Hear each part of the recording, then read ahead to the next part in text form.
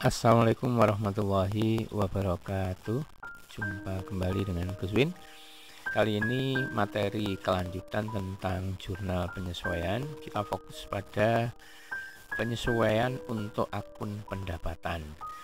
Jadi sebelumnya kita sudah bahas dua kasus ya, beban yang masih harus dibayar dan beban dibayar di muka. Sekarang kita akan bahas kembali untuk dua kasus, yaitu pendapatan yang masih harus diterima dan pendapatan diterima di muka. Pendapatan yang masih harus diterima itu sifatnya seperti piutang. Jadi sifatnya itu seperti piutang. Maka pada saat akhir periode akuntansi atau akhir tahunnya, itu akan dibuatkan jurnal penyesuaian dengan bunyi bisa ditulis piutang pendapatan debit dan pendapatan kredit, atau bisa ditulis yang piutang pendapatan ditulis pendapatan yang masih harus diterima, sama saja ya, bergantung pada perusahaan membukukannya sebagai apa ya. Kalau piutang ya nggak masalah ya, dianggap aja itu piutang, memang piutang pendapatan. Nah, kenapa ini dibuat pada akhir periode akuntansi? Seperti di beban juga ya, ketika akhir periode akuntansi, perusahaan kan akan menghitung besarnya laba berapa. Sementara tutup buku ada pendapatan yang memang belum diterima karena mungkin belum jatuh tempo. Terpaksa transaksi itu langsung diakui aja sebagai pendapatan, dicatat. Cuma ada pasangan akun baru namanya ini. Gitu ya. Kemudian berikutnya adalah pendapatan diterima di muka. Kalau kita menerima pendapatan duluan, itu sebenarnya identik dengan kita punya utang. Ya, pendapatan diterima di muka itu mirip dengan utang. Jadi kita terima duit duluan padahal pekerjaan belum selesai atau bahkan belum dilaksanakan. Nah, itu sebenarnya sama halnya kita seperti punya utang. Tetapi di sini tidak ditulis utang ya, tapi ditulis saja pendapatan diterima di muka, pendapatan sewa. Kemudian di sini contohnya sewa. Ya mungkin ada pendapatan yang lain ya, boleh. Nama akun ini disesuaikan dengan jenis usahanya. Ini jadi hafalkan bunyinya seperti apa. Jadi seperti yang sudah saya sampaikan, untuk membuat jurnal penyesuaian sebenarnya simpel ya, tinggal membalik posisi akun yang akan dibuatkan jurnal penyesuaian.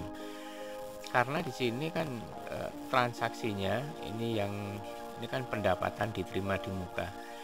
Pendapatan diterima di muka itu kan saldo normalnya kredit ya kan, karena dia saldo normal kredit, maka pada saat disesuaikan dia akan pindah ke debit. Kreditnya dia dapat pasangan baru, namanya adalah pendapatan, jadi mukanya dibuang begitu. Baiklah, sekarang kita akan masuk ke contoh ya. Contoh pertama, ada transaksi semacam ini. Pada akhir periode akuntansi, jasa servis telah menyelesaikan reparasi 8 buah TV dengan biaya yang diperhitungkan masing-masing 45.000 per unit TV-nya ya. Tapi baru diterima 135.000. Berarti kan ada pendapatan yang masih harus diterima. Berapa? Nah, kita hitung ya. Sebelum masuk ke sana kita nggak usah ngurus angka-angka yang lain ya, kita fokus pada yang belum diterima saja. Bagaimana ngitungnya? Ya kita hitung aja yang sudah total proyek kita, kerjaan kita berapa. Perhitungannya seperti ini ya. Servisnya kan 45.000 kali 8, totalnya harusnya yang diterima 360.000, tapi baru diterima 135.000. Berarti yang belum diterima kan 225.000. Inilah yang disebut sebagai pendapatan yang masih harus diterima. Maka bunyi jurnalnya ya langsung seperti ini saja. Pendapatan yang masih harus diterima debit, kemudian pendapatannya kredit. Mirip dengan beban gaji itu loh. Waktu beban gaji ada gaji yang belum diterima, bagaimana caranya? Ya, seperti itu, tinggal nulis saja ya. Baik, berikutnya ini contoh tentang pendapatan diterima di muka. Jadi ada pendapatan diterima di muka, tadi sifatnya seperti utang. Tercatat di sini 20 juta. Dan sampai akhir periode perusahaan baru menyelesaikan pekerjaan dengan nilai pembayaran seharusnya sekian. Jadi maksudnya begini ya, kita itu punya pekerjaan ya, kita punya orderan, dan orderan itu nanti kalau selesai kita akan dibayar 20 juta. Namun pekerjaan itu belum selesai ya, dan sampai akhir periode perusahaan baru menyelesaikan pekerjaan dengan nilai baru sekian.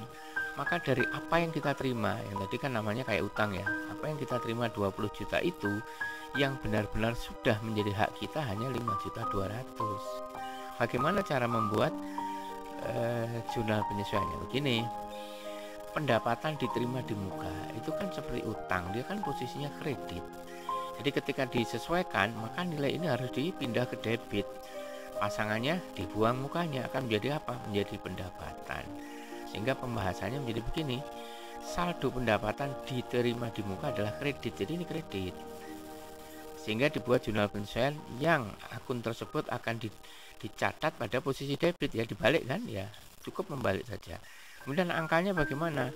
Angkanya yaitu kita hitung aja ya, jadi yang benar-benar menjadi pendapatan adalah inilah yang masuk ke jurnal.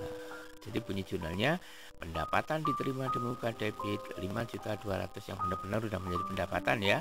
Kemudian pendapatannya sekian.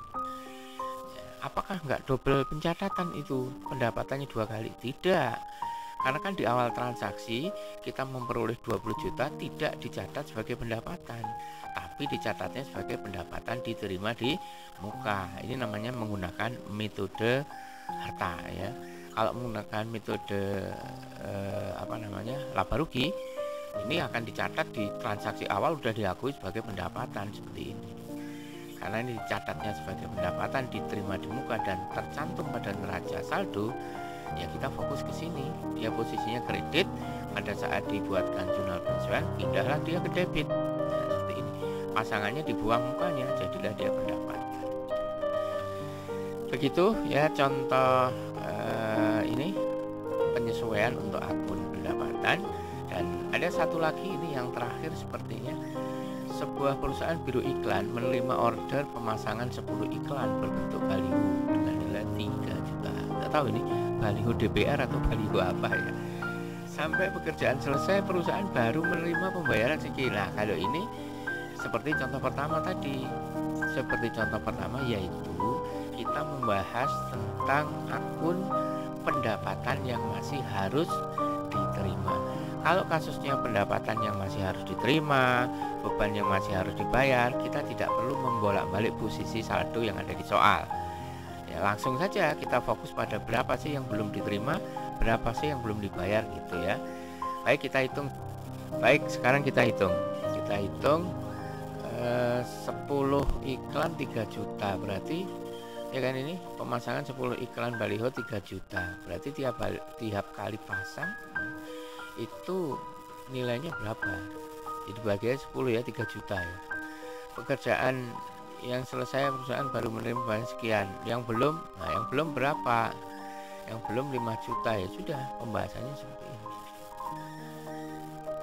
Ya kan? Jurnal penyesuaian yang dibuat tidak jauh berbeda dengan kasus gaji, ya kan? Sudah saya sebut tadi.